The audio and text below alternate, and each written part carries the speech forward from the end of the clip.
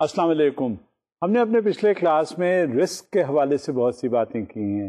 Risk مختلف طرح کا ہوتا ہے، وہ بھی ہم نے ذکر کیا. اب رسک مثال کے طور پہ کہ ہوتا کیا ہے، اس کی بہت ڈیٹیلز میں انالیسس ہم نے کی، اور اس انالیسس کے پیش نظر آئندہ جب بھی کبھی کوئی کریڈٹ سے وابستہ یا آپریشن سے وابستہ کوئی بھی تعلق ہوتا ہے تو وہ ہم رسک سے انالیسس ضرور کرتے ہیں. اب اس وجہ سے ٹوٹل جو ہمارا پورٹ فولیو ہوتا ہے اسے کس طرح مینیج کرنا ہوتا ہے، and how risk management is taken into account. Subsequently, another important factor, and which is considered to be the be-all and end-all as far as the lending is concerned, is the credit risk management. There are certain issues that come up as far as the credit risks are concerned. Those need to be analyzed. Those need to be worked out in order to reach or arrive at some definite conclusions. کیونکہ اگر وہ risk ہم associate کر لیں اور اس کے بعد وہ پرابلمس آئیڈینٹیفائی ہو جائیں تو پھر ہمیں کسی طرح سے کوئی دقت نہیں ہوتی. اس سے وابستہ مارکیٹ رسک انالیسس کی بھی ضرورت ہوتی ہے، کیونکہ کوئی بھی فائنینشیل انسٹیٹیوشن جب رسک کے بارے میں سوچتا ہے، اس کا تجزیہ کرتا ہے، تو سب سے پہلے یہ پتہ چلتا ہے کہ وہ پروڈکٹ جب مارکیٹ میں آیا تو اس سے کیا کیا رسک ایسوسیٹیڈ ہے، اور اس سے کیا اس فائنینشیل انسٹیٹیوشن کا یا اس کمپنی کا کہاں تک لاس ہو سکتا ہے اور اس لاس کو کیسے آف سیٹ کیا جا سکتا ہے. لہٰذا مارکیٹ رسک بھی ورک آؤٹ کرنا ضروری ہوتا ہے. اس کے بعد ہوتا ہے لیکوڈیٹی رسک. اسے کیسے مینیج کرتے ہیں، کیونکہ اگر آپ کے پاس پیسے ہیں، اور فائنینشیل انسٹیٹیوشن سے مراد ہے میری، اگر وہ رسک کے حساب سے پیسے دے دیے گئے تو اس میں سب سے بڑا جو ایشو نکلتا ہے کہ کیا یہ پیسے جو دیے جا رہے ہیں یہ واپس آئیں گے. ہاں، اس کا بھی اگر صحیح معنوں میں انالیسس کر لیا جائے تو ہم سیفلی یہ کہہ سکتے ہیں کہ جو ایک بار پیسے دے دیے گئے، یعنی لینڈنگ ان کی کر دی گئی، تو وہ جب واپس آئیں گے تو وہ ریٹرنز اس فائنینشیل انسٹیٹیوشنز کو دے رہے ہوں گے، اور اس سے ہمیں آسانی ہوگی اور ہماری لیکوڈیٹی جو ہے وہ بڑھ جائے گی اور ہم زیادہ لینڈنگ کر سکیں گے. لہٰذا یہ managing liquidity risk is a very important segment as far as the lending is concerned. So these were the issues that were primarily discussed as far as the risk management is concerned. So there is another issue that is associated as far as the risk is concerned. That is the management of the operational risk. اس کا مطلب یہ نہیں ہے کہ وہ credit کا اگر آپ نے انالیسس کر لیا، رسک اس سے ایسوسیٹڈ جتنے بھی ہیں اس کو انالائز کر لیا، تو بس اب ہم بری ذمہ ہو گئے. لیکن ہر قدم پر جب بھی ہمیں کوئی انالیسس کرنی ہوتی ہے فائنینشیل انسٹیٹیوشن کے حوالے سے، تو ہم ہر ایسپیکٹ اس کا دیکھتے ہیں. اب اس میں کیا ہوتا ہے، آپریشنل رسک بھی پورا فیکٹر پلے کرتا ہے. کیونکہ بات یہ ہوتی ہے کہ جس وقت اکاؤنٹ ہم کھولتے ہیں کسی بھی فائنینشیل انسٹیٹیوشن میں جا کر، تو وہیں سے رسک کا ایلیمنٹ شروع ہو جاتا ہے. اکاؤنٹ کھولا اور اس میں فراڈیولنٹ ٹرانزیکشنز کے خطرے اسی وقت سے شروع ہو جاتے ہیں جب سے وہ اکاؤنٹ کھل جاتا ہے. لہذا how that operational risk is to be worked out and has to be managed accordingly. Then subsequently جب انٹرنیشنل ٹریڈنگ ہماری ہو رہی ہوتی ہے، ایک ملک سے دوسرے ملک میں ہم تجارت کرتے ہیں، جہاں بارڈرز کا ایشو انوالو ہوتا ہے، وہاں بھی رسک ہوتا ہے. اور وہاں کون سا رسک ہوتا ہے؟ That is known as the currency risk. That was also discussed yesterday. اور پھر جب لینڈنگ ہو جاتی ہے، کسی طرح سے فائنینشیل انسٹیٹیوشنز کے کوئی ٹرانزیکشنز ہو رہے ہوتے ہیں، تو اس میں کیا ہوتا ہے، اس میں انٹرسٹ آتا ہے. انٹرسٹ ریٹ رسک، کتنا ہم دیں گے، کتنا ہمیں اس سے واپس ملے گا. اور اگر ہم نے کسی سیکٹر کو زیادہ ہی پروموٹ کرنا ہے تو اس سیکٹر کے حساب سے ہم نے اپنا سارا لینڈنگ کرنے کے بعد اس کے ریٹرنز ہم نے دیکھنے ہیں، اور وہ ریٹرنز بہت ضروری ہوتے ہیں. جب تک ان کا انالیسس نہیں ہو سکتا اس وقت تک ہم کوئی میجر نہیں لے سکتے. کیونکہ بات دراصل دیکھیں یہ ہے، کوئی بھی فائنینشیل انسٹیٹیوشن ہے اپنے پاس سے پیسے جنریٹ نہیں کر سکتا. اپنے پاس اس کے کوئی مشین نہیں لگی ہوئی ہے کہ وہ نوٹ چھاپنا شروع کر دے. یہ تو ایک اینڈ سے لیا جاتا ہے، ڈپازیٹر آ کے پیسے دیتا ہے اور وہ لینڈ کر دیے جاتے ہیں. یہ ڈپازیٹرز منی ہے، یہ پبلک منی ہے جو ہر طرح سے سامنے آتا ہے. تو جب آپ انٹرسٹ لیجئے گا تبھی وہ انٹرسٹ کی شکل میں after deduction of the intermediation cost which is that of the financial institution then you would expect to pass it on to the depositor as well. So وہ انٹرسٹ ریٹ بھی اہم ہوتا ہے and that needs to be worked out. اب یہ ساری چیزیں جو ہیں ہم نے ڈسکس کی ہیں رسک مینجمنٹ کے حوالے سے.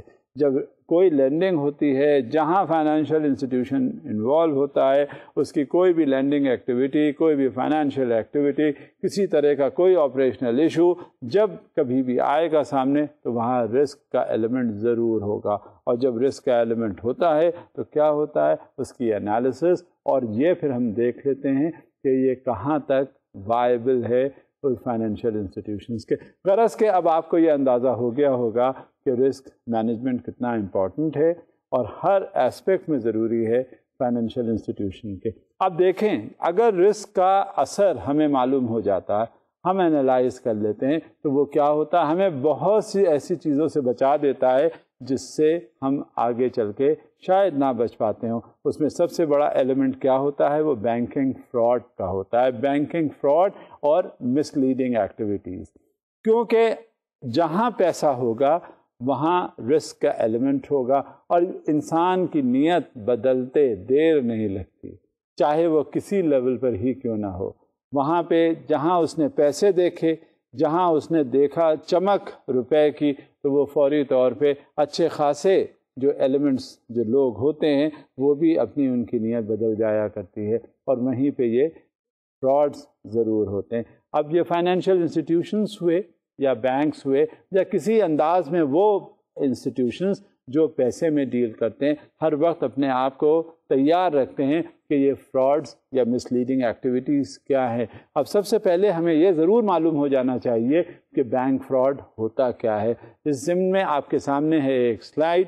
Bank fraud is a federal crime in many countries defined as planning to obtain property or money from any federally insured financial institution. It is sometimes considered a white collar crime. آپ یہ دیکھیں کہ جب کبھی پیسے کی بات آتی ہے، اور کیوں اتنی زیادہ اس کی اہمیت ہے کہ جس وقت اکاؤنٹ کھولنا ہوتا ہے اسی اکاؤنٹ کے ساتھ ساتھ یہ ذہن میں اکثر اکاؤنٹ کھولا گیا ہوتا ہے کہ اب ہم نے یہاں سے فراڈ کرنا ہے. اور فراڈ بھی کوئی چھوٹا موٹا فراڈ نہیں ہوتا. بعض ایکٹیویٹیز ایسی کلینڈسٹائن ہوتی ہیں کہ بہت عرصے کے بعد یہ پتہ چل جاتا ہے، یہ پتہ چل سکتا ہے کہ اس میں یہ فراڈ کیا گیا.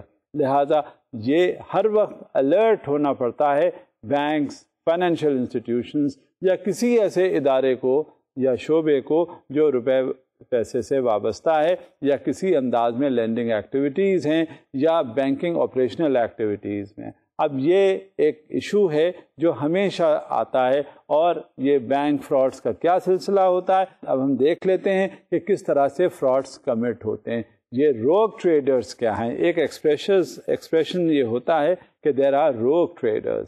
اب روگ تو لفظ ہی آپ کو بتا دیتا ہے کہ جو نارمل یوزول جینٹلمین نہ ہو، جو اس انداز میں آپ سے کام کر رہا ہو کہ کل کو کوئی بھی موقع ملے گا آپ کو وہ اس نے ضرور دھوکہ دینا ہے. تو ہم دیکھتے ہیں کہ روگ ٹریڈرز ہوتے کیا ہیں. A rogue trader is a highly placed insider, nominally authorized to invest sizable funds on behalf of the bank. This trader secretly makes progressively more aggressive and risky investments using the bank's money. When one investment goes bad, the rogue trader engages in further market speculation in the hope of a quick profit which would hide or cover the loss. ہوتا کیا ہے کہ جب international market operations ہوتے ہیں یا treasury operations ہوتے ہیں، اس میں ایک جو بھی شخص جس کی ذمہ داری ہوتی ہے کہ وہ انویسٹمنٹس کر سکے، وہ انویسٹمنٹ کرتا ہے اور جگہ جگہ کر دیتا ہے. اس کے کچھ پیرامیٹرز ہوتے ہیں. ان پیرامیٹرز کا جہاں بھی وائلیشن ہوا تو آپ یہ سمجھیے کہ وہ لاس بیئرنگ یونٹ ہو جاتا ہے. وہاں پہ پروفٹ میکنگ کوئی چیز نہیں ہوتی. اب ہوتا کیا ہے، وہاں ایک لاس ہوا، اب اس لاس کو کور کرنے کے لیے اس نے وہ پیسہ جو انویسٹ اس نے اور کرنا تھا اس نے وہ کسی اور جگہ کر دیا. اب وہ جو پہلے اس کا لاس ہوا تھا وہ اس کی ناقبت اندیشی یا انٹینشنل مسہیپ کاز کرنے کا ذریعہ تھا. لیکن اب جب وہ وہاں لاس ہو گیا تو اس نے کور اپ بھی تو کرنا ہے کسی چیز کو. جب وہ کور کرنا چاہے گا تو کیسے کرے گا؟ وہ کہیں اور پیسہ انویسٹ کر دے گا. جب انویسٹمنٹ اس کا کہیں اور ہو جائے گا تو اس کا وہ جو فراڈیولنٹ انویسٹمنٹ کیا تھا اس نے وہ کور ہو کے کسی کو پھر پتہ نہیں چل سکے گا. یہی گیم وہ کھیلتا ہے جس کو کہتے ہیں روگ اور روگ انویسٹر.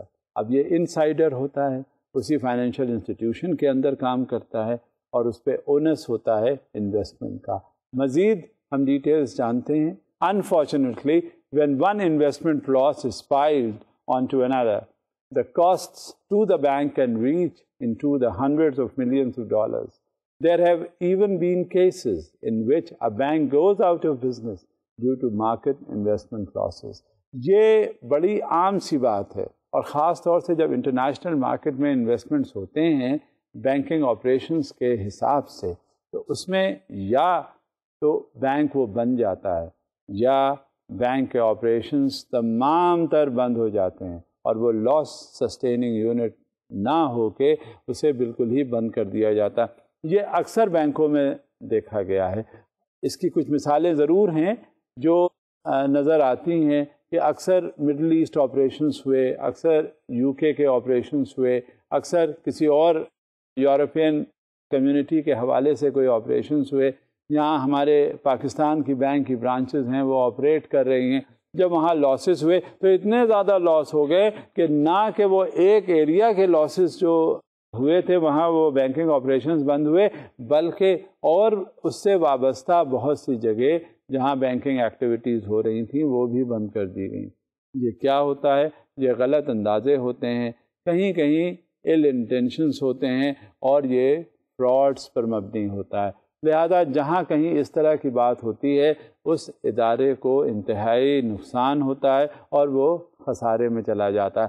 لہذا کیا ہوتا ہے, وہ پھر جب مینٹین نہیں کر سکتا اس سیگمنٹ کا پورا آپریشن جو بینکنگ ایکٹیویٹی کا ہوتا ہے اسے وہ ختم کر دیتے ہیں, بند کر دیتے ہیں. کیونکہ آپ خود ہی اندازہ لگائیے کہ ایک لاس سسٹیننگ یونٹ کو آپ کہاں برداشت تو نہیں کر سکتے. اگر آپ کوئی بھی کاروبار کر رہے ہیں تو وہ کاروبار کیا ہوتا ہے؟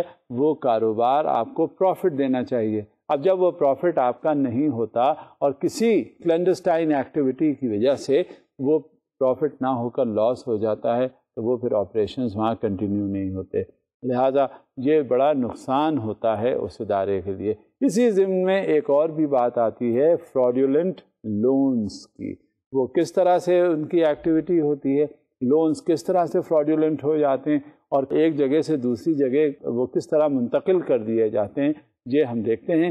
One way to remove money from a bank is to take out a loan. A practice bankers would be more than willing to encourage if they know that the money will be repaid in full with interest. A fraudulent loan, however, is one in which the borrower is a business entity controlled by a dishonest bank officer or an accomplice. ہمیشہ یہ ضرور ذہن میں رکھیے گا کہ جب کبھی bank سے کوئی فراڈ ہوتا ہے, باہر کا کوئی شخص فراڈ نہیں کر سکتا اس وقت تک جب تک کہ کوئی انسائڈ وہ فائنینشیل انسٹیٹیوشن یا کمرشل بینک کے نہ ہو اور وہ ان سے ملا ہوا نہ ہو, کیونکہ اس کو وہ ایکٹیویٹیز تک ایکسیس ہی نہیں ہوگا جب تک وہ ایک انسائڈر انہیں بتائے نہ اور سمجھائے نہ اور ہر طرح سے اس کو پروٹیکشن نہ دے. لہٰذا انسائڈر بھی اس میں ہوتا ہے. انسائڈر سے ایسوسیٹڈ کوئی اور بھی ایسا شخص ہو سکتا ہے جو اس بینکنگ ایکٹیویٹی میں انوالوڈ ہو. لہٰذا جب کبھی بھی کوئی بات ہوتی ہے, فراڈ کا کوئی ذکر ہوتا ہے, تو ہمیشہ آئے دن آپ کو یہ مثال مل جائے گی کہ جب تک اندر سے کوئی نہیں ہوگا سپورٹ, اس وقت تک باہر سے کوئی فراڈ کمٹ کر کے جا ہی نہیں سکتا. چاہے وہ لون کی شکل میں ہو, چاہے وہ انویسٹمنٹ کی شکل میں ہو, چاہے وہ اکاؤنٹ اوپننگ سے فراڈ کی شکل بنتی ہو, کچھ نہ کچھ ہوگا تو ایک انسائڈر ضرور ہوگا. بالکل اسی طرح سے آپ یہ اندازہ کریں کہ اگر کسی کے گھر میں چوری ہوتی ہے تو سب سے پہلے پولیس والے آ کے جو اس کے گھر میں کام کرنے والے ہوتے ہیں ان کو پکڑتے ہیں, اور جو گھر کے لوگ ہوتے ہیں انہیں کویشچن کرتے ہیں. کیونکہ عام طور سے یہ سمجھا جاتا ہے کہ یہ جو انسائڈر ہے اس نے ہی کسی نہ کسی انداز میں لیڈ کیا ہوگا اور ہیلپ آؤٹ کیا ہوگا اس کرائم کو کمٹ کرنے کا۔ اب انسانی فطرت تو آپ نہیں بدل سکتے، باوجود اس بات کے کہ گاہے بگاہے وہ اسٹڈیز اور آبزرویشنز بھی یہ لوگ کرتے رہتے ہیں جتنے کرمنل مائنڈڈ لوگ ہوتے ہیں، لیکن جب تک انہیں انٹرنل سپورٹ نہیں ملتی اس وقت تک وہ اپنا کرائم کمٹ نہیں کر سکتے۔ تو جہاں تک اس کا بینکنگ فراڈس کا تعلق ہے، لون کے ذریعے سے فراڈس کا تعلق ہے، تو انسائڈر ضرور ہوگا جو کورابوریٹ کرے گا، انسائڈر ضرور ہوگا جو کولیبوریٹ کرے گا، انسائڈر ضرور ہوگا جو ہر طرح سے سپورٹ کرے گا باہر والے کو تاکہ وہ فراڈ کمٹ کرے۔ اب مزید ایک سلائیڈ ہے آپ کے سامنے۔ The borrower then declares bankruptcy or vanishes and the money is gone. The borrower may even be a non-existent entity and the loan merely an artifice to conceal a theft of a large sum of money from the bank. اب کیا ہوتا ہے؟ اب اس میں جب وہ loan اس کو حاصل کر لیتے ہیں، لون اسے مل جاتا ہے، تو لون ملنے کے بعد وہ وڈرا کر لیتا ہے، اور ہو سکتا ہے وہ لون جو لینا چاہے وہ فراڈولنٹ ایکٹیویٹیز کے تحت وہ اس نے لیا ہو کیا سکتا ہے، بلکہ یقینی ہے۔ اور جب وہ فراڈولنٹ ایکٹیویٹی اس کی ہو جاتی ہے پوری، تو نہ وہ بندہ ہے، نہ وہ آرگنائزیشن ہے، نہ وہاں وہ پیسے ہیں، اور وہ ہر کچھ وہاں سے غائب ہو چکا ہے، اور غائب ہونے کی وجہ سے اب وہ چیز کچھ وہاں پہ رہی نہیں ہوتی۔ لہذا انسائڈر کا ہونا بہت ضروری ہوتا ہے جب کبھی بھی کوئی فراڈولنٹ ایکٹیویٹی ہوتی ہے۔ اس سے ایسوسیٹڈ، اب بات ہم جب آگے بڑھاتے ہیں تو اس سے ایسوسیٹڈ ایک وائر فراڈ بھی ہوتا ہے۔ اب وہ وائر فراڈ کیا ہوتا ہے، یہ اب آپ کے سامنے ایک سلائیڈ ہے جس سے آپ کو کچھ اندازہ ہو جائے گا۔ Wire transfer networks such as the international SWIFT interbank fund transfer system are tempting as targets as a transfer. Once made, is difficult or impossible to reverse, as these networks are used by banks to settle accounts with each other. Rapid or overnight wire transfer of large amounts of money are commonplace. اب اس میں کیا ہوتا ہے کہ یہ جب wire transfers ہوتے ہیں تو پیسے چلے جاتے ہیں۔ اب جو ڈیلنگ اینڈ پر بندہ ریسیونگ اینڈ پہ بیٹھا ہوا ہے، سوئفٹ کے ذریعے پیسے چلے گئے، اب ادھر جو بندہ ہے اس نے وہ ڈیلے کر لیا، ڈیلے کرنے کے بعد جو اکاؤنٹ میں جو ٹرانزیکشنز ہونے چاہیے تھے وہ اکاؤنٹ کے ٹرانزیکشن ڈیلیڈ ہوئے۔ اب جب ڈیلیڈ ہونے لگے تو کیا نتیجہ نکلا، وہ فنڈز اس نے خود یوٹیلائز کر لیے، اور جس انداز میں بھی یوٹیلائز کیے اس کا جو ریٹرنز تھے وہ اس نے اپنے پاکٹ کیے۔ اب یہ کیا ہوا، اس کا تو ڈیلے ہو گیا نا، جس کے اکاؤنٹ کو پیسے جانے چاہیے تھے، اسے پیسے وقت پہ جب آئے تھے تو اسے نہیں ملے۔ جب اس میں تاخیر ہو گئی تو جو اس کے ریٹرنز تھے وہ اس نے انسائڈر نے اپنی جیب میں رکھے، اور نتیجہ کیا ہوا کہ وہ اس کی انکم ہو گئی، اور یہ فراڈولنٹ مینس آف انکم ہے۔ بعد میں پیسے دے دیے لیکن it is a fraud, you should be honest enough. اور یہ کام ہوتا ہے when a dishonest bank officer is there. He just retains everything for himself and then transfers the funds to credit to the account holder, and the income generated out of such a transaction is pocketed by him. This is the result of the dishonesty which is being done by that particular bank officer. Another slide in this direction. While banks have put checks and balances in place, there is the risk that insiders may attempt to use fraudulent or forged documents which claim to request a bank depositor's money be wired to another bank, often an offshore account in some distant foreign country. جب بھی کبھی financial institution کوئی اس طرح کے transactions کرتا ہے تو ہمیشہ یہ یاد رکھیے کہ کوئی بھی ادارہ ہو جو روپے پیسے میں ڈیل کرتا ہے اس میں سب سے پہلی چیز ہوتی ہے اس کے چیکس اینڈ بیلنسز۔ اب یہ چیکس اینڈ بیلنس کا اتنا سسٹم فول پروف ہوتا ہے کہ اس میں کسی طرح سے کوئی گڑبڑ ہونے کے امکانات بہت کم ہوتے ہیں۔ اچھا ہوتا کیا ہے کہ جو بینک آفیسر ہوتا ہے، جو اس کے اندر انوالوڈ ہوتا ہے، اس کو سارے لوپ ہولز کا پتہ ہوتا ہے، کہاں سے کس طرح سے اس میں پرابلم کریٹ کی جا سکتی ہے اور اس سے نکلا کیسے جا سکتا ہے، اسے سب معلوم ہوتا ہے۔ لہذا اکثر وہ ایک ایسی ریکویسٹ کسی کلائنٹ کے بہاف پہ یا بورور کے بہاف پہ وہ لے لیتا ہے کہ جو اس کے پیسے آئے ہوئے ہیں وہ کسی اور جگہ ٹرانزیکشن ان کا ہو جاتا ہے، وہ ٹرانسفر ہو جاتے ہیں، لہٰذا اس کا مقصد جو ہے وہ پورا ہو جاتا ہے اور وہ ٹرانسفر کر دیتا ہے کہیں اور۔ یہ لارج اسکیل جو گڑبڑ ہوتی ہیں، بینک سے پیسے ایک جگہ سے دوسری جگہ چلے جاتے ہیں اور پھر اس کے بعد تھوڑے دنوں کے بعد معلوم ہوتا ہے کہ جو آفیسر ہے، جو آفیشیل ہے، جو کام وہاں پہ کرنے والا ہے، وہ بھی چھٹی لے کے چلا گیا، وہ بھی غائب ہو گیا، اور اس کے پیچھے پیچھے اب ہیں وہ سارے جو پیسے لے جانے، اسے کافی دنوں کے بعد یہ پتہ چلتا ہے کہ اس طرح کا کوئی فراڈ کمٹ ہوا۔ اس میں بہت سے ایسے اکاؤنٹ ہولڈرز بھی ہوتے ہیں جو دیکھ کر ان کے حساب سے سارا یہ لوگ بینک کے جو انٹرنل لوگ ہوتے ہیں وہ کرتے ہیں۔ اس میں ہوتا کیا ہے کہ ایسے اکاؤنٹ جو مشکل سے آپریٹ ہوتے ہیں، جو بہت دنوں میں کوئی شخص جو اکاؤنٹ ہولڈر ہے وہ آیا، کہیں گیا ہوا تھا باہر، اور اس کے اکاؤنٹ میں جب پیسے آ رہے ہوتے تھے اس کا جو ٹرانزیکشن تھا وہ ہوتا نہیں تھا، اور اس میں پیسے جب ہوتے تھے تو وہ اپنا کام دکھا دیا انہوں نے، اور اس کے بعد نتیجہ یہ ہوا کہ وہ جب پیسے غائب ہو گئے تو وہ بندہ بھی کچھ دنوں کے بعد غائب ہو گیا۔ فول پروف ارینجمنٹ سے کبھی بھی کسی کرائم میں کوئی کمی نہیں ہوتی، وہ تو رولز اینڈ ریگولیشنز بنا دیے جاتے ہیں کہ آپ نے یہ کچھ گڑبڑ کی تو اس کا یہ خمیازہ آپ کو بھگتنا پڑے گا۔ بات یہ ہوتی ہے نیت کی، بات یہ ہوتی ہے انہیرنٹ سچویشنز کی۔ جب آپ کی نیت صاف ہوتی ہے تو دنیا کی کوئی طاقت بھی آپ کو کچھ کرنے سے روک نہیں سکتی، لہذا وہاں چاہے لاز ہوں یا نہ ہوں، رولز ہوں نہ ہوں، ریگولیشنز ہوں نہ ہوں، کچھ اس سے فرق نہیں پڑتا۔ اصل فرق اس بات سے ہوتا ہے کہ اب آپ یہ کام نہیں کریں گے کیونکہ یہ اللیگل ہے، یہ کلینڈسٹائن ایکٹیویٹی ہے، لہذا اس سے فول پروف ارینجمنٹس تو ہونے چاہیے، لیکن جب تک نیت ہماری صاف نہیں ہوتی اس وقت تک یہ فراڈیولنٹ ٹرانزیکشنز ہوتے رہتے ہیں۔ اب ایک سوال اور آتا ہے کہ وہ فوجری ہوتی کس طرح سے ہے، فورجڈ اور فراڈیولنٹ ڈاکیومنٹس ہوتے کیا ہیں، اور وہ کس طرح سے سامنے آتے ہیں اور اس سے فراڈیولنٹ ایکٹیویٹی ہو جاتی ہے۔ اب سلائیڈ ہے آپ کے سامنے۔ Forged documents are often used to conceal other thefts. Banks tend to count their money meticulously, so every penny must be accounted for.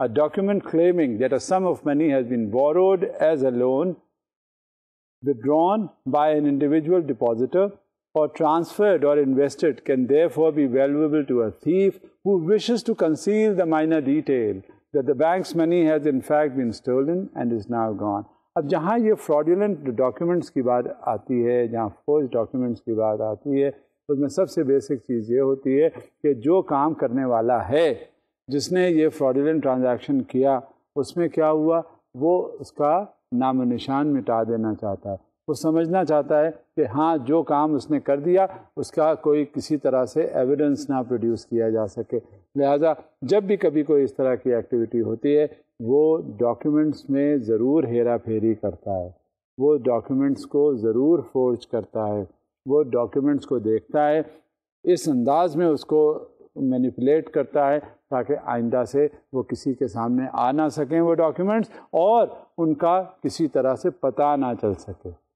یہ ہوتا ہے فورج ڈاکیومنٹس کا کمال، سے کوشش کرتا ہے، مگر الٹیمیٹلی دیکھیں ایک بات ہی ذہن میں ضرور رکھیے گا، جب کبھی اس طرح کی ایکٹیویٹی ہوتی ہے فراڈیولنٹ ایکٹیویٹی، تو اس میں کیا ہوتا ہے، کہیں نہ کوئی لوپ ہولز ایسے رہ جاتے ہیں جس کی وجہ سے وہ اس کا وہاں تک سراغ لگایا جا سکتا ہے، کسی بھی انداز میں وہ پکڑا جائے گا۔ جب بھی کوئی چور ہوگا وہ کچھ نہ کچھ پیچھے ایسی باتیں چھوڑ جائے گا جس سے اس تک پہنچا جا سکتا ہے۔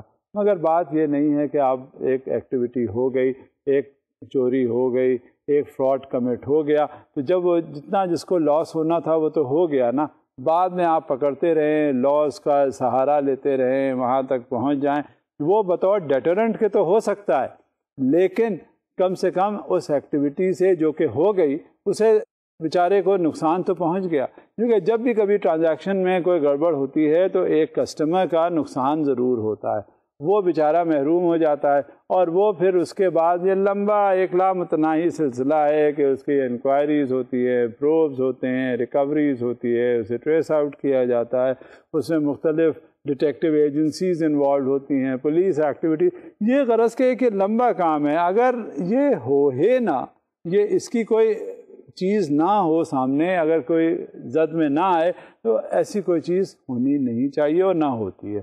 It is all secured. اب اسی ضمن میں ایک چیز آتی ہے جسے ہم کہتے ہیں ان انشورڈ ڈپازٹس. بینک کوئی بھی کام کر رہا ہوتا ہے وہ بغیر انشورنس کے یا بغیر اس کے پروٹیکشن کے یا کوریج کے کوئی ایکٹیویٹی نہیں ہوتی. جب تک کوئی ڈپازٹس یا کوئی لینڈنگ، اور خاص طور سے جب لینڈنگ کا ایشو آتا ہے تو بینکس جو ہیں وہ یا فائنینشیل انسٹیٹیوشنس وہ بغیر انشورنس کے کوئی پروڈکٹ لانچ کرتے ہی نہیں، کسی کو فائنانس کرتے ہی نہیں. اب یہ ان انشورڈ ڈپازٹس کیا ہوتے ہیں؟ اب اس حوالے سے ایک سلائیڈ ہے آپ کے سامنے. There are a number of cases each year where the bank itself turns out to be uninsured or not licensed to operate at all. The objective is usually to solicit for deposits to this uninsured bank, although some may also sell stock representing ownership of the bank. Sometimes the names appear very official or very similar to those of legitimate banks. For instance, the Chase Trust Bank of Washington, D.C. appeared in 2002 with no license and no affiliation to its seemingly apparent namesake. The real Chase Manhattan Bank is based in New York. اب اکثر ایسی بھی situation ہوتی ہے کہ ایک بہت معروف کوئی ادارہ ہے، وہ چل رہا ہے اور لوگ اسے جانتے ہیں، اس کے بارے میں انہیں معلوم ہے اچھی طرح. اب انہیں اس کا نام تو معلوم ہے، اور اسی طرح کا ایک نام ایک دوسرا بھی آ گیا، ایک انسٹیٹیوشن جو کہ انشورڈ نہیں ہے، جو ریکگنائز نہیں ہے، جو لیگل نہیں ہے. لیکن کیا ہوتا ہے، لوگ معلوم نہیں کرتے. معلوم بس انہیں ہوتا ہے کہ یہ فلاں بینک ایسا ہے، لہذا یہ اس کا نام ہے، یہ اسی کی کوئی کڑی ہوگی، اسی کا کوئی برانچ ہوگی یا کوئی سبسیڈیری ہوگی یا کوئی ایسی بات ہوگی. جب اگر ڈیٹیلز میں جاتے ہیں تو پتہ چلتا ہے کہ جو مشہور والا بینک ہے جس کو سب جانتے ہیں، جس کی بنیاد پر وہاں گئے اپنا ٹرانزیکشن وغیرہ کرنے، اپنا اکاؤنٹ وغیرہ کھلوانے یا کسی اور طرح کا ایکٹیویٹی فائنینشیل کرنے کے لیے وہاں پہنچے، تو اس سے اس کا دور دور کا بھی کوئی تعلق نہیں. اور وہ انشورڈ بینک بھی نہیں ہے، کیونکہ باہر کے ممالک میں ہر چیز جو ہے سب سے پہلے وہ انشورڈ ہوتی ہے. وہ انشورنس بھی اس کی نہیں ہوئی، اور جب انشورنس بھی نہیں ہوئی ہوتی تو نتیجہ کیا نکلتا ہے؟ نتیجہ وہ کسی وقت بھی کچھ گڑبڑ ہو جاتی ہے اور ڈپازیٹر اس سے بہت زیادہ سفر کرتا ہے. اور یہی سلسلہ ہوتا ہے جب تک کہ ہم انشورنس کے حوالے سے ہم تحقیقات نہیں کر لیتے کہ یہ فائنینشیل انسٹیٹیوشن جو ہے صحیح معنوں میں لیگلائزڈ ہے، لیجٹمیٹ ہے، تب تک ہمیں کوئی اس میں انویسٹمنٹ یا کسی طرح سے ہمیں اس میں کوئی ایکٹیویٹی میں پارٹ نہیں لینا چاہیے، ورنہ اس کا نقصان کسے ہوگا؟ ہمیں خود ہوگا. لہذا جب بھی کبھی کوئی ایسی ایکٹیویٹی ہوتی ہے تو اس میں we have to be very sure as far as that particular financial institution is concerned. There is a very high risk of fraud when dealing with unknown or uninsured institutions. The risk is greatest when dealing with offshore or internet banks, as this allows selection of countries with lax banking regulations, but not by any means limited to these institutions. اب جو سب سے بڑا اور اہم مسئلہ یہی ہے، ہمیشہ جب کبھی بھی کوئی پرابلم ہوتی ہے تو وہاں پر کیا ہوتا ہے، لیکسٹی آف رولس کی ہوتی ہے. انہیں یہ معلوم ہو جاتا ہے کسی انداز میں کہ اگر یہاں ہم نے کوئی گڑبڑ کی تو وہ ہم اسکیپ کر جائیں گے. اور جب یہ سچویشن ہوتی ہے تو دے ٹیک فل ایڈوانٹیج آؤٹ آف دس، کیونکہ جہاں لیکسٹی ہوگی، جہاں ریلیکسیشنس ہوں گے، جہاں اتنی زیادہ کوئی پابندی نہیں ہوگی ان رولس کو فالو کرنے کی، وہیں پہ سب فراڈولنٹ ٹرانزیکشنز بھی ہوتے ہیں، وہیں سے گڑبڑ کا آغاز ہوتا ہے. اور جب یہ لوگ فراڈ کمٹ کرنے والے ہوتے ہیں، جو فراڈسٹرز اور جو بڑے بڑے جو کرمنلز آپریٹ کرتے ہیں، تو ان کا جب بھی کبھی اگر ایسی کوئی ایشو ہوتی ہے تو انہوں نے بہت اس کو اسٹڈی کیا ہوتا ہے، اور اس اسٹڈی کے پیش نظر وہ ایسی جگہ ہٹ کرتے ہیں جس سے کہ وہ ان کا وار ہو جائے اور اس سے جو بینیفٹس انہیں ریپ کرنے ہیں وہ کر لیں، اور اس کے بعد وہ یہ جا وہ جا، ان کا تو پتہ بھی نہیں ہوتا کہ وہ گئے کہاں. لہٰذا we have to be very alert in order to see whenever we are going to invest that look here, as far as this financial institution is concerned, it is all insured, it has a complete backup, and it is legalized. And whatever transactions are taking place, they are absolutely and totally legitimate. Now, there is another, which is, of course, something very important, that is the theft of identity.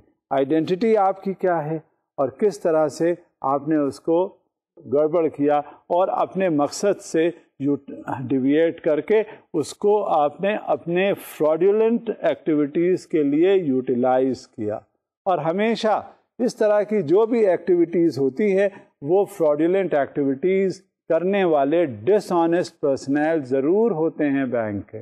جب کبھی بھی bank کی کوئی ایسی بات ہوتی ہے وہاں کے لوگ جو اندر سے فراڈولنٹ ٹیمپرامنٹ کے ہوتے ہیں, جنہیں یہ اچھی طرح اندازہ ہوتا ہے کہ ان کی یہ ایکٹیویٹیز چل رہی ہیں اور ان ایکٹیویٹیز کا جو نتیجہ ہے وہ ان کے بینیفٹ میں آئے گا, اور ایک بار وہ کر کے نکل جائیں گے تو کون آتا ہے, کس نے دیکھا ہے اور کون پوچھتا ہے. So it is always the dishonest bank personnel. We see for ourselves the slide which is there. Dishonest bank personnel have been known to disclose depositors' personal information for use in theft of identity frauds. The perpetrators then use the information to obtain identity cards and credit cards using the victim's name and personal information. میں نے آپ سے اس کا پہلے بھی ذکر کیا تھا, جب کبھی بھی چوری ہوتی ہے یا کسی انداز میں فراڈ ہوتا ہے تو جب تک اس کے ان ہاؤس سپورٹ نہیں ملے گی اس وقت تک کوئی بھی ایکٹیویٹی اس طرح کی کارآمد نہیں ہو پاتی, کیونکہ وہ وہیں پکڑ لیا جاتا ہے اگر باہر سے کوئی آئے گا اور اسے کرنے کے لیے کوشش کرے گا. لہٰذا جب وہ ڈس آنیسٹ پرسنل ہوتا ہے وہ ساری انفارمیشن جو فراڈ کرنے والا ہوتا ہے اس کو پرووائڈ کر دیتا ہے, اس کا نام, پتہ, اکاؤنٹ نمبر اور کتنا بیلنس ہے, اور جو بھی اس کے کریڈٹ کارڈز ہیں, آئیڈینٹی کارڈز ہیں, ان کے حوالے, کریڈٹ کارڈز کا ایسوسیشن, وکٹم کا نام, جس قدر اسے انفارمیشن پرووائڈ کی جا سکتی ہے وہ پرووائڈ کر دی جاتی ہے. اور نتیجہ کیا ہوتا ہے؟ نتیجہ یہ ہوتا ہے جو بیچارہ جس کے اکاؤنٹ سے جس کے لیے گڑبڑ کرنا مشکل ہوتا ہے اور وہ جس کو انفارمیشن پرووائڈ کر دی جاتی ہے وہ اپنا پورا کام دکھا جاتا ہے اور اسے لاس پہنچاتا ہے. اس بیچارے کو جس کے اکاؤنٹ سے گڑبڑ ہوتی ہے اسے تو پتہ بھی نہیں ہوتا کہ کیا کچھ ہو گیا ہے, وہ تو بعد میں ایک لمبا سلسلہ ہوتا ہے. اکثر اب آپ دیکھیے کیا پتہ چلے کہ کوئی شخص ہے وہ باہر سے وہ ریمیٹنسز اپنی بھیجتا ہے, بھیجنے کے بعد اس کا اکاؤنٹ جو ہے وہ آپریشنل نہیں ہے, وہ خاموشی سے اپنے اکاؤنٹ میں پیسے بھیج رہا ہوتا ہے اس نظریے سے کہ جب کبھی وہ واپس آئے گا یہاں پر اس کے اکاؤنٹ میں سفیشینٹ بیلنسز ہوں گے اور ان بیلنسز کو وہ دیکھ کر اپنا جو اس نے انویسٹمنٹ وغیرہ کرنا ہے وہ کر لے گا. لہذا بینک کا جو شخص ہے اس کو یہ معلوم ہے کہ اس کی ریمیٹنسز آتی ہیں اور یہ باہر گیا ہوا ہے, اس کے اکاؤنٹ میں آپریشنز نہیں ہیں, اور جہاں آپریشنز نہیں ہوئے تو اس نے کیا کیا, اس نے نام, پتہ وغیرہ سب کچھ دے دیا اس فراڈسٹر کو جس نے ایکٹیویٹی کرنی ہے. لہٰذا وہ ٹرانزیکشن اس نے کر لیے اور انسائڈر جو ہے اس کے ذریعے وہ سارے چیکس کلیئر ہو رہے ہیں, وہ سب کچھ کر رہا ہے, کیونکہ he is the person who is involved in all this. Therefore, he is very sure as to what is to be done, especially when this kind of a check comes to him. He clears that check, he passes that check, he honors that check, and subsequently the transaction is completed. Naturally, جب تک وہ involved ہے اس میں اس وقت تک سارا protection وہ provide کر رہا ہے. لہٰذا وہ انفارمیشن تو اسی کی دی ہوئی ہے, وہ انفارمیشن جو وہ وہاں موجود ہے اور اپنی موجودگی سے وہ مسلسل دیے جا رہا ہے, اور اس کا جب اس طرح کا کوئی فراڈولنٹ ٹرانزیکشن ہوتا ہے تو وہ اسے کمپلیٹ کروا دیتا ہے. لہذا اس میں انسائڈر ایلیمنٹ بھی پوری طرح انوالو ہوتا ہے. مختلف نیچر کے مختلف چیزوں کے فراڈز ہوتے ہیں اور وہ فراڈز اکثر وہ ڈاکیومنٹس ان کے وہ بن جاتے ہیں. اب ہمیں ایک اور دیکھنا ہے کہ ڈیمانڈ ڈرافٹ فراڈ کیا ہوتا ہے, اور ڈیمانڈ ڈرافٹ فراڈ جو ہے وہ امپورٹنٹ ہے. وہ دیکھنا ہوتا ہے کہ اسے کس طرح سے فراڈولنٹ ایکٹیویٹی اس میں کر دی جاتی ہے اور اس سے اس کے ریٹرنز کیسے ہوتے ہیں. Demand draft fraud is usually done by one اور مور ڈسآنیسٹ بینک امپلائیز. یہ آپ ہر وقت اپنے ذہن میں رکھیے, جب کبھی بھی فائنینشیل انسٹیٹیوشنس میں کسی بھی انداز سے کوئی فراڈ اگر کمٹ ہوا ہے تو یہ ہو ہی نہیں سکتا کہ وہ فراڈسٹر وہاں کا نہ ہو. اسے معلوم ہوگا ایک بارے میں وہ ڈس آنیسٹ بینک امپلائیز ہوتے ہیں جن کی مدد سے فراڈ کمٹ ہوتا ہے. بے شک وہ کبھی خود کر کے اپنی جیب میں نہ ڈالیں, ہمیشہ وہ تھرڈ پارٹی ایلیمنٹ بھی ان کے ساتھ ہوتا ہے جس کی سپورٹ کرتے ہیں وہ اندر رہ کے اور باہر سے وہ فراڈ کمٹ ہوتا ہے، اور جب یہ دونوں ایلیمنٹ مل جاتے ہیں تو یہ کمپلیٹ ٹرانزیکشن جسے ہم فراڈولنٹ ٹرانزیکشن کہتے ہیں وہ ہو جاتا ہے۔ لہذا الرٹ رہنے کی ضرورت ہوتی ہے بینک امپلائیز سے کہ کس وقت، اب نیت کا کیا کہا جا سکتا ہے، نیت تو اللہ ہی جانتا ہے کس کی کس وقت خراب ہو جائے۔ لہذا جب بھی کبھی اس طرح کی ایکٹیویٹی ہوتی ہے، اکاؤنٹ میں ٹرانزیکشنس وغیرہ ہوتے ہیں، the account holder must try to ascertain what those transactions are, and that is why the bank has formulated a fool proof arrangement in order to ensure all information to the account holder in the garb of passing on the statement of account as well as all the information which the client would need from time to time. They remove few DD leaves or DD books from stock and write them like a regular DD. Since they are insiders, they know the coding, punching of a demand draft. These demand drafts will be issued payable at distant town or city without debiting an account. اب یہ ایک خالی demand draft issue کر دیا گیا، ہوتا پتہ ہے کیا ہے؟ سیکیورٹی اسٹیشنری کہی جاتی ہے یہ ڈیمانڈ ڈرافٹ جو ہے، ڈیمانڈ ڈرافٹ ہوا، چیک ہوا، پے آرڈر ہوا، غرض کے اور کوئی موڈ آف ریمیٹنس کے حوالے سے کوئی سیکیورٹی اسٹیشنری، وہ ہوتا کیا ہے کہ وہ موڈ آف ریمیٹنس یا جو اسٹیشنری ہوتی ہے یہ سیکیورٹی اسٹیشنری کہی جاتی ہے اور یہ کوڈڈ ہوتی ہے۔ تو لہذا جس وقت وہ کوئی ٹرانزیکشن اس طرح کا ہوتا ہے بغیر کسی اکاؤنٹ کو ڈیبٹ کیے ہوئے یا ڈیڈکٹ کیے ہوئے، ایک ڈی ڈی ایشو ہو گیا، مثال کے طور پہ 50 لاکھ کا ڈی ڈی تھا، اب 50 لاکھ کا ڈی ڈی ایشو ہو گیا، اس میں سارا کوڈ دے دیا گیا، اس کے بعد کوڈ کے علاوہ اس میں اماؤنٹ دے دیا گیا، اور اماؤنٹ دینے کے بعد اس آفیسر نے سائن کر دیے۔ عام طور سے جب کبھی کوئی کام وہاں پہ کر رہا ہوتا ہے بینک میں تو کلیگز ہوتے ہیں، وہ ایک دوسرے کے جاننے والے ہوتے ہیں، وہ جب ایک سائن انہوں نے کر دیا، اس آفیسر نے کر دیا، یہ غرض کے یہ سمجھ کے کہ یہ اس نے جب سائن کر دیا ہے، not knowing the intentions of that particular person, وہ خود بھی انہوں نے سائن کر دیا، اور سائن کر کے دو جب سگنیٹریز ہو گئے تو وہ اتھارٹی ہو گئی۔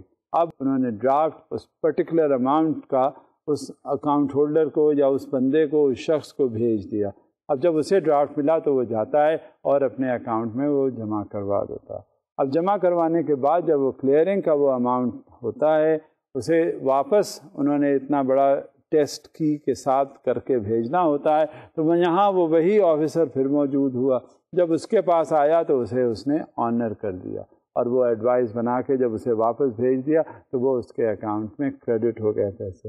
جب اس کے اکاؤنٹ میں کریڈٹ ہو گئے اور اس کا کریڈٹ اسے مل گیا تو وہ اپنے اکاؤنٹ سے فوراً اس نے ودڈرا کیا، اور ودڈرا کرنے کے بعد وہ لے کر چلا گیا۔ اب اس میں کیا ہوا، وہ تو پیسے نکال کے لے گیا، لیکن کرنے والا کون تھا؟ وہ انسائڈر تھا جس نے وہ ڈیمانڈ ڈرافٹ ایشو کیا تھا، اور وہ سارے سگنیچرز وغیرہ اس نے خود کیے، اور جس سے بھی کروا سکتا تھا اس نے کروا دیے۔ غرض کہ اس طرح سے ٹرانزیکشن ہو گیا اور وہ پیسے اس کو مل گئے، اور وہ جانا تھا جہاں وہ چلا گیا۔ اب ایک سلائیڈ اور ہے جو اس کو ایکسپلین کرے گی آپ کو۔ Then it will be cashed at the payable branch. For the paying branch, it is just another DD. This kind of fraud will be discovered only when the head office does the branch-wise reconciliation, which normally will take 6 months. By that time, the money is unrecoverable. جب بھی کبھی کوئی transaction ہوتا ہے تو اس کی advice بھی جاتی ہے اور اس کا ریکنسیلیشن ہوتا ہے۔ جتنے بھی بینک کی برانچز ہوتی ہیں ان سب کے ہیڈ آفیسز میں وہ جتنا بھی ٹرانزیکشنز ہو رہا ہوتا ہے 6 مہینے تک وہ جاتا ہے، اور وہاں سے پھر ریکنسیلیشن ہوتا ہے۔ ہیڈ آفس پھر وہ ایڈوائز کرتا ہے کہ یہ انٹریز جو ہیں ریکنسائل نہیں ہوئی ہیں، یہ ان کا ریکنسیلیشن ضروری ہے، اور اس کو انٹری کو مس کر رہے ہیں، اس کو کہیں سے ہمیں پتہ نہیں چل رہا کہ یہ انٹری اوریجنیٹ جہاں سے ہوئی ہے وہ واپس وہاں پہ اس کا ریکارڈ نہیں ملتا۔ لہذا اس میں کافی عرصہ لگ جاتا ہے، 4-6 مہینے کا جب وقفہ گزر جاتا ہے تو پھر وہ بندہ جس نے یہ گڑبڑ کی ہے، جس نے فراڈ کمٹ کیا ہے، وہ کہیں کا کہیں چلا گیا ہوتا ہے، وہ پتہ ہی نہیں ہوتا کہ کدھر چلا گیا۔ جب ریکنسیلیشن ہی ممکن نہیں ہے، اب وہ ملک اس نے چھوڑ دیا، اس نے ایسی جگہ پہ چلا گیا جہاں اس کو ٹریس آؤٹ بھی نہیں کیا جا سکتا۔ اس کا مقصد تو پورا ہو گیا نا، جس طرح سے بھی پورا ہونا تھا، اس نے پیسے لے لیے، اس کا اکاؤنٹ جو ہے ڈپازٹ ہوا اور ڈپازٹ کے بعد اس نے وڈرال کر لیا. لہٰذا یہ سلسلہ ہوتا ہے، یہ بڑا رسکی ہے. اس کا جب بھی کبھی انالیسس ہوتا ہے تو ہمیشہ یہ اس نتیجے پر پہنچا جاتا ہے کہ اکیلا جس نے یہ فراڈ کیا ہے وہ یہ ہو ہی نہیں سکتا کہ فراڈیلنٹ ٹرانزیکشن وہ کر سکے، اور وہ بھی اکیلے کر سکے. اس میں ضرور انسائڈرز انوالوڈ ہوتے ہیں. یہ ہے ڈیمانڈ ڈرافٹ کے ذریعے جو فراڈ. اسی ضمن میں ایک فراڈ اور بھی کمٹ کرتے ہیں لوگ، اور یہاں تک کہ کافی اس میں لوگوں نے اپنے آپ کو انوالو کیا. وہ کرتے ہیں اسٹولن چیکس کے ذریعے. چیک بک کسی کی ہاتھ آ جاتی ہے، اس میں سے لیف جو چیکس کے ہوتے ہیں وہ پھاڑ لیتے ہیں، سیریلز اس میں سے غائب ہو جاتے ہیں. یہ پتہ نہیں چلتا کہ اس سیریز کے چیک یہ ہیں، اس سیریز کے چیک یہ ہیں، اور وہ چیک جو ہیں فراڈسٹرز کے پاس ہوتے ہیں اور وہ اپنا کام دکھاتے ہیں. اب دیکھیں ایک سلائیڈ ہے اس سلسلے میں. Some fraudsters obtain access to facilities handling large amounts of checks, such as a mailroom or post office or the offices of a tax authority receiving many checks, or a corporate payroll or a social or veterans benefit office, that is, which issues many checks. A few checks go missing. Accounts are then opened under assumed names, and the checks, often tempered or altered in some way, deposited so that the money can then be withdrawn by thieves. The stolen blank checkbooks are also of value to forgers, who then sign as if they were the depositor. اب جب اس طرح کی صورتحال ہوتی ہے، ان کے پاس وہ check books ہوتی ہیں، بلینک لیوز ہوتی ہیں، وہ خود سائن کرتے ہیں اور اس طرح سے سائن کرتے ہیں جیسے وہ خود ڈپازیٹر ہیں اور وہ سائن کر رہے ہیں. لہٰذا کیا ہوتا ہے، یہ پیسے ٹرانسفر ہو جاتے ہیں ان کے اکاؤنٹ میں، یا پیسے کسی اور اکاؤنٹ میں چلے جاتے ہیں جہاں تک اس چیک کا تعلق ہے، کیونکہ انہوں نے تو وہ چوری کیا ہوا ہے، اور جس سے چوری کیا ہے اسے یہ پتہ نہیں ہے کہ اس کا وہ چیک بک چوری ہو گئی ہے، یا اس میں سے کچھ لیوز جو ہیں وہ چوری کر لیے گئے. لہذا یہ ٹرانزیکشن جب ہوتا ہے، یہ بہت بعد میں اس کا پتہ چلتا ہے. سراغ لگانے کے بعد یہ اندازہ ہو گیا ہوتا ہے کہ ہاں اس میں یہ گڑبڑ ہوئی ہے. مگر گڑبڑ کرنے والا کون ہے؟ کیونکہ جہاں تک فورجری کا تعلق ہے، ایک بار وہ سگنیچر فورج ہو گئے تو وہ پھر ٹریس آؤٹ کرنا بڑا مشکل ہو جاتا ہے کہ کس نے کیے، کیونکہ اپیرنٹلی اس نے جو فورج کرنے والا ایلیمنٹ ہے اس نے اتنی مہارت سے فورجری کی ہے کہ کوئی اسے ڈیٹیکٹ نہیں کر سکا. لہذا یہ ایک another step which is as far as the forgery through blank or stolen checks are concerned. Now comes the accounting fraud. کس طرح سے یہ اکاؤنٹنگ فراڈ ہوتا ہے؟ In order to hide serious financial problems, some businesses have been known to use fraudulent bookkeeping to overstate sales and income, inflate the worth of the company's assets, or state a profit when the company is operating at a loss. اب جب بھی یہ دیکھا گیا ہے کہ over state کرنا ہے اس کی ویلیو کا، کس طرح سے یہ کمپنیز ہوتی ہیں بڑی بڑی، کبھی کبھی وہ انہوں نے ٹیکس سے بچانے کے لیے اپنی ویلیوز انڈر ویلیو کر لی ہوتی ہیں یا اوور اسٹیٹ کر لی ہوتی ہیں. یہ یہاں پر بک کیپنگ کا کمال ہوتا ہے کہ کس طرح سے اکاؤنٹنٹ اس کو مینیج کرتا ہے. کسی نے کہا کہ آپ اکاؤنٹنگ پڑھ کیوں رہے ہیں؟ جواب ملا کہ اکاؤنٹنٹ کے مینیپولیشن سے بچنے کے لیے. لہذا one has to be quite alert as far as the bookkeeping and accountancy is concerned. کیونکہ ریکارڈس ٹیمپر کر لینے میں کچھ دیر بھی نہیں لگتی. اب اگر اکاؤنٹنٹ بہت زیادہ ہوشیار ہے اور جس کا وہ اکاؤنٹ مینٹین کر رہا ہے اسے اکاؤنٹس کا اتنا معلوم نہیں ہے تو کسی وقت بھی کچھ وہ کر جاتا ہے. یہی حال جو ہے وہ فائنینشیل انسٹیٹیوشنس میں اکاؤنٹ اوپننگ کا بھی ہے اور بک کیپنگ کا بھی ہے. کیونکہ جب بھی کبھی کوئی بات ہوگی تو بک کیپنگ کے ذریعے اکاؤنٹ میں مینیپولیشن ہوگا اور اکاؤنٹ کے مینیپولیشن کو کوئی ڈیٹیکٹ نہیں کر پائے گا. لہذا یہ اس میں بہت زیادہ ٹیمپرنگ کی گنجائش ہوتی ہے. اس وجہ سے اس میں ٹوٹل الرٹ ہونے کی ضرورت ہوتی ہے. There is another slide.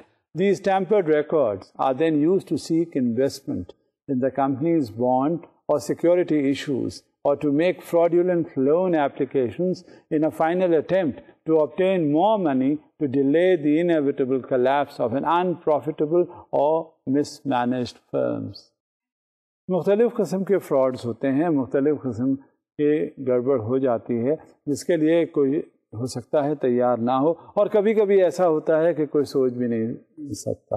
ابھی جیسا کہ میں ذکر کر رہا تھا بک کیپنگ اور اکاؤنٹ کے حوالے سے، اب اسی ضمن میں آگے بات کو بڑھاتے ہوئے ہم چلتے ہیں کریڈٹ کارڈز اور ڈیبٹ کارڈز کے حوالے سے. اب اسٹولن کریڈٹ اور ڈیبٹ کارڈز بھی ہوتے ہیں. کسی کے ہاتھ لگ گیا، اس نے سوچا کہ ہاں یہ بالکل ٹھیک ہے، اور وہ گیا اور اس نے ٹرانزیکشن کر لیا. اب ایک سلائیڈ ہے. Often the first indication that a victim's wallet has been stolen is a phone call from a credit card issuer asking if the person has gone on a spending spree. The simplest form of this theft involves stealing the card itself and charging a number of high-ticket items to it in the first few minutes or hours before it is reported as stolen. اب میں آپ کو ایک اپنے ساتھ جو واقعہ گزرا ہے کریڈٹ کارڈ کا وہ میں آپ کو بتاتا ہوں. میں گیا شاپنگ کرنے کے لیے، بھیڑ بہت زیادہ تھی، چاند رات تھی. اب اس میں کیا ہوا کہ یہ احساس نہیں ہوا کہ یہاں ہر قسم کے لوگ آتے ہیں. شاپنگ مال تھا، وہاں گیا، ایک دم سے میرا والیٹ غائب ہو گیا، مجھے پتہ نہیں چلا. جب میں آیا کار میں بیٹھنے کے لیے تو اس میں کیا تھا، اس میں گاڑی کی چابی بھی تھی. اب مجھے اس کی ضرورت پیش آئی.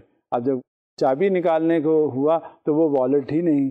اب جب والیٹ نہیں ہوا تو اس میں میرے کریڈٹ کارڈز تھے. اب میں ڈھونڈ رہا ہوں والیٹ گیا کہاں، پتہ چلا وہ والیٹ تو غائب ہو گیا. مجھے پھر بعد میں یہ احساس ہوا کہ ایک وقت ایسا تھا جس وقت میں بھیڑ میں سے گزر رہا تھا تو میرے پاس سے، میرے قریب سے ایک آدمی ٹکراتا ہوا گزرا. اب جب وہ ٹکرا کر آگے گزر گیا تو پھر مجھے ہوگا روٹین میں میں نے اس کا خیال نہیں کیا، لیکن اب مجھے احساس یہ ہوا کہ ہاں یہ والیٹ ہی نکالنے کے لیے آیا تھا، اور اس والیٹ میں تھا کریڈٹ کارڈ، چابی، سب کچھ. خیر کریڈٹ کارڈ کی بات اصل تھی، جہاں تک گاڑی کی چابی. اب مجھے سب سے زیادہ خطرہ اس بات کا ہوا کہ اس نے چابی لی اور اس نے چابی جا کے گاڑی اسٹارٹ کی اور لے کے چلا گیا. لیکن خدا کا شکر ہے گاڑی تو وہ کہیں نہیں لے گیا، ہاں والیٹ گیا. اب جب میں اس کو کل اگلے دن یعنی میں نے اس کو رپورٹ کیا کہ ہاں، کیونکہ اس میں میرے ساتھ پن نہیں تھی، اس کا جو پرسنل آئیڈینٹیفیکیشن نمبر ہوتا ہے وہ نہیں تھا. اس میں کیا ہوا کہ جب میں اسے رپورٹ کرتا ہوں، رپورٹ کرنے کے بعد یہ مجھے بتایا جاتا ہے کہ یہ تو آلریڈی اس میں تقریباً جتنے بھی پیسے تھے 15,000 18,000 وہ آلریڈی وہ سب یوٹیلائز ہو گئے. اور جس جگہ یوٹیلائز ہوئے جا کے وہاں گیا، اس نے کہا ہاں جی ایک بندہ آیا تھا، اس نے یہ چیزیں خریدی اور خریدنے کے بعد وہ پیسے لے کے چلا گیا. پھر میں کیا کرتا، وہ کارڈ لے کے چلا گیا. جب اس کا اسٹاپ پیمنٹ ہوا، اکاؤنٹ میں جتنے پیسے تھے، یعنی جتنا ڈیبٹ کارڈ یا کریڈٹ کارڈ میں پیسے تھے وہ سارے یوٹیلائز ہو گئے، ختم ہو گیا، میرے پاس کچھ بھی نہیں تھا. یہ ہوئی صورتحال. یہ تو میں اپنا بیتا ہوا واقعہ خود آپ کو بتا رہا ہوں کہ کریڈٹ کارڈ کس طرح سے لیا جاتا ہے. ہاں مجھے یہ ضرور تسلی ہوئی تھی کہ اس میں پرسنل آئیڈینٹیفیکیشن نمبر نہیں ہے ساتھ، کیونکہ اگر وہ ہوتا تو وہ کسی بھی اے ٹی ایم سے جا کے پیسے نکال لیتا. غرض کے جتنے پیسے تھے وہ تو چلے گئے نا، اکاؤنٹ خالی ہو گیا. وہ ایک ملازمت پیشہ بندے کے لیے، شخص کے لیے یہ بھی کافی ہوتا ہے. لہذا یہ میں آپ کو اس وجہ سے بتا رہا ہوں کہ جب بھی کبھی کریڈٹ کارڈ یا ڈیبٹ کارڈ کی بات ہوتی ہے، اسی وقت جب آپ کو احساس ہو جائے تو فوری طور پہ اس کو رپورٹ کرنے کی ضرورت ہوتی ہے، تاکہ جو ہوا سو ہوا، کم سے کم پریونٹیو میجر ضرور لے لینے چاہیے. اور اسی انداز میں وہ کام پھر آگے رک جاتا ہے. جہاں رکاوٹ ہوئی، جہاں جس انداز میں بات کی، اگر وہ ہو گیا تو ٹھیک ہے، میں نے سوچا نہیں اور پیسے چلے گئے. لہذا one has to stay alert, especially when it is identified that that particular debit card or the credit card has been taken away or has been lost somewhere. Another slide in this direction. A variant of this is to copy just the credit card numbers instead of drawing attention by stealing the card itself in order to use the numbers in online frauds. So this is just a prevention. You have to be quite alert when you are using a credit or a debit card. Another kind of a fraud which normally happens as far as this gang is concerned, which is out to defraud people, is the fraudulent loan applications. These take a number of forms varying from individuals using false information to hide a credit history filled with financial problems and unpaid loans to corporations using accounting fraud to overstate profits in order to make a risky loan appear to be a sound investment for the bank. Yes, this is it. جب بھی کبھی کوئی بات ہوتی ہے تو sound investment کرنے کے لیے وہ کسی نہ کسی طرح کی ایکٹیویٹیز میں انوالو ہوتے ہیں، ڈیٹیلز معلوم کرتے ہیں۔ کیا ہم چیک کے فراڈ کو اوائڈ کر سکتے ہیں؟ Can we avoid a cheque fraud? The answer to this is this: reconcile your account. Reconcile your check account promptly and regularly. If you hold business accounts, consider opening a separate account specifically or for higher value checks so they can be easily monitored. Never sign blank checks. Only sign checks after all details have been completed. Checks must be completed in a way that deters fraudulent alteration. Ensure that a strong, bold and consistent font is used and that no gaps are left in completion of the payee name, amount in words and in figures. Use permanent ballpoint or ink, preferably black, when filling out a check. If checks are lost or stolen, contact your bank immediately and ask them to load a stop payment. Notify bank if you have not received an ordered checkbook. Then your credit card as well as the debit card needs protection. These are various measures which are there when you have to safeguard your account. Save your personal identification number. Don't use the same PIN for different cards or equipment. And don't choose your birth date or any other easily identifiable number that might be on something else in your wallet. Check statements and call your credit card issuer immediately. If you see anything suspicious on your bill, you could help the company uncover fraud and save yourself from paying unauthorized charges. Keep track of when new and reissued cards should arrive and call the credit card issuer if they don't come on time. Make sure your mailbox is secure and that only you and the postal carrier have access to it. When you use your credit card online, make sure you are using a secure website. Look for a small key or lock symbol at the bottom right of your browser's window. Never give your card number to strangers or telemarketers who call you on the phone. Don't give your card number unless you initiated the call. These are a few measures which needs to be taken in order to protect yourself from the fraud. It's a gangster that is there. So during now our course of discussion, as far as this lecture is concerned, we have discussed the banking fraud and misleading activities, the rogue traders, the fraudulent loans, the wire fraud, forged or fraudulent documents, uninsured deposits, theft of identity, demand draft fraud. Can we avoid check fraud? Can we protect our credit and the debit cards? And of course, as far as this is concerned, you must make sure that never again should you try to use it unconsciously or unguardedly. یہ سارا ہم نے اس میں پڑھا، دیکھا، سمجھا اور یہ بھی اندازہ کیا کہ کس حد تک اس میں فراڈز کمٹ کیے جاتے ہیں۔ آپ آئندہ سے جب کبھی بھی اس طرح کا ٹرانزیکشن کیجیے گا تو بہت احتیاط کیجیے گا۔ اب ہم یہیں رک جاتے ہیں، آپ سے اجازت چاہوں گا۔ خدا حافظ۔